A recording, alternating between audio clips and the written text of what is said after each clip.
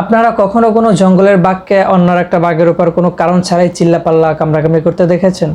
কিন্তু আপনি যদি বাসা থেকে বাইরে বের হন তাহলেই দেখবেন যে আপনার রাস্তায় অনেকগুলো কুকুর আছে যারা অন্য একটা কুকুরকে দেখলে ঘেউ ঘেউ করে কামড়াকামড়ি করে চিল্লাপাল্লা করে ডাকাডাকি করে, রাইট? বাট ওয়েট, আমি এখানে কোনো চারপাওয়ালা কুকুরের কথা বলতেছি না। আমি এক ধরনের বিশেষ শ্রেণীর কুকুরের কথা বলতেছি যাদের দুইটা পা। এদেরকেও আপনি রাস্তায় দেখতে পাবেন। হ্যাঁ, আপনার এলাকার রাস্তাতেই দেখতে পাবেন। আপনি বাসা থেকে বের হবেন, দেখবেন একদল ছেলে এক জায়গায় জটলা পাকায় বসে আছে, কোনো এক চায়ের দোকানে, কোনো এক মোড়ে, এক জায়গায় একটা বেঞ্চ পাতিয়ে টুল পাতিয়ে বসে আছে। কোনো কারণ ছাড়াই চিল্লাপাল্লা করতেছে, হই হুল্লোড় করতেছে, ডাকাডাকি করতেছে, মারামারি করতেছে। এরকম আবার বিভিন্ন শিক্ষা প্রতিষ্ঠানেও দেখা যায়। কলেজের ক্যাম্পাসে, বিশ্ববিদ্যালয়ের ক্যাম্পাসে এরা হই হুল্লোড় করে, ডাকাডাকি করে। আপনি দেখবেন যে কুকুরগুলো কোথায় বসে থাকে। আমি চারপাওয়ালা কুকুরের কথা বলতেছি। কুকুরগুলো একসাথে 4-5 জন একসাথে থাকে। আর এই বিশেষ শ্রেণীর কুকুরগুলো কোনো এক প্রিয় অভিভাবকের ছায়াতলে আশ্রয় নেয়। এদের মধ্যে একটা উচ্চ বর্গীয় জাত আছে যাদের কাছে আবার বাইক আছে।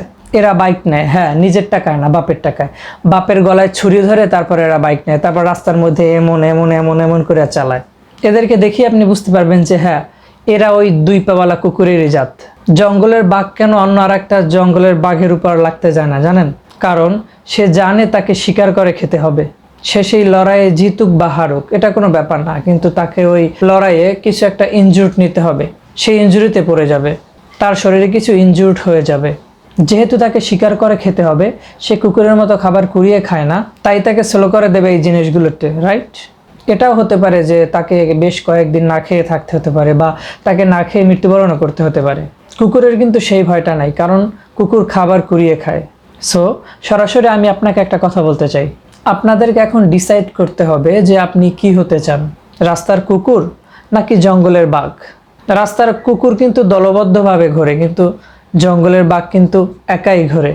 এই বয়সে কিন্তু আমরা বিভিন্ন ধরনের খারাপ সঙ্গে পড়ে, বিভিন্ন ধরনের অসৎ সঙ্গে পড়ে আমরা খারাপ দিকে চলে যাই। সুতরাং নিজের এই বয়সটাকে একটু সামলে রাখতে হবে, দেখবেন তাহলেই আপনি জীবনে অনেক উন্নতি করতে পারবেন। আপনার কাছের কোনো বন্ধুকে যদি দেখেন যে খারাপ সঙ্গে যাচ্ছে, ওই যে 2 পাওয়ালা কুকুর হওয়ার প্রসেসের দিকে যাচ্ছে, তাহলে তাকে আপনি বলে দেন যে দেখ ভাই, এখনো সময় আছে, ভালো হয়ে যা, শুধরে যা।